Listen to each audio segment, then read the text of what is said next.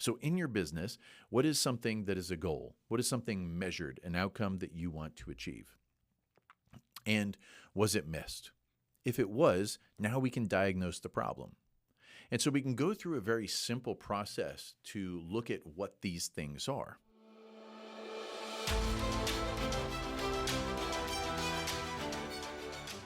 Welcome to another episode of the Physician Growth Accelerator, a show where we break down your medical practice systems into vitals, give you the tools to diagnose root cause of what may be restricting your growth, and prescribe what to do about it. I'm your host, Zed Williamson, and I believe that everything we experience is the perfect outcome of our current systems. And if we want a different outcome, all we need to do is take a step back, tweak the system in our favor. So a couple of weekends back, I was watching high school basketball. My son's school was in the state championship. They were going up against the number one seed, and it was a really exciting game. It was, we were screaming, yelling. It was exciting. Lots of emotions going on. And the final score was 59-55, and my son's high school won, and that was great. And you could say a lot of ifs about the game, meaning if this happened, if that happened. And I'm not a fan of ifs, but one thing did jump out at me that was pretty interesting. The difference in the game could have completely been made up by free throws.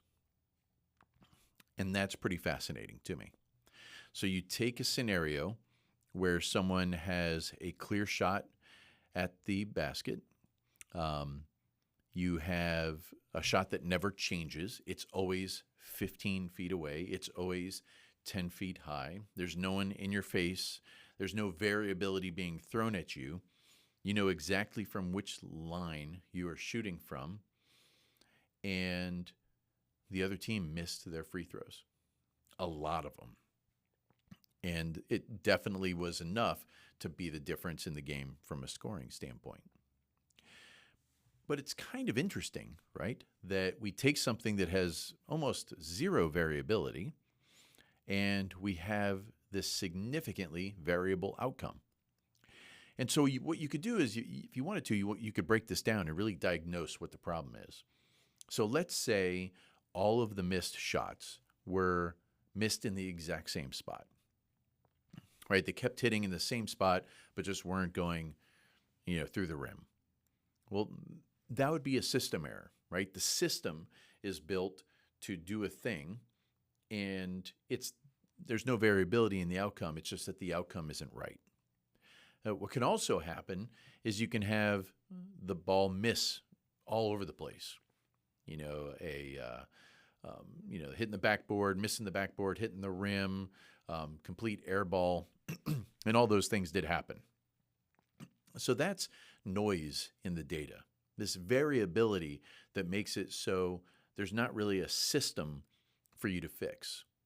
And it's interesting because most of the shots were shot by one person. So you even had reduced variability in the person that was taking the free throws.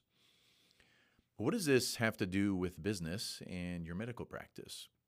Well, going through business day to day, week to week, month to month, you're going to run into problems. And we know, for instance, in basketball, free throws can be done very well. I think Steph Curry has a lifetime average of 91%. He made 80 free throws in a row one time. He has his system down, and he has removed the variability from it.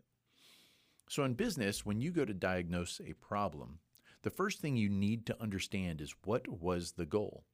So imagine if a basketball game, it was just random what you did with the ball. Well, clearly you couldn't analyze the outcome of a free throw because there wouldn't be a goal of getting a free throw. So in your business, what is something that is a goal? What is something measured, an outcome that you want to achieve? And was it missed? If it was, now we can diagnose the problem. And so we can go through a very simple process to look at what these things are. So first, who is responsible for the outcome? Everyone has to, or I should say, everything in the business needs to be owned by somebody. So who is responsible for the specific outcome that you think is not hitting the goal?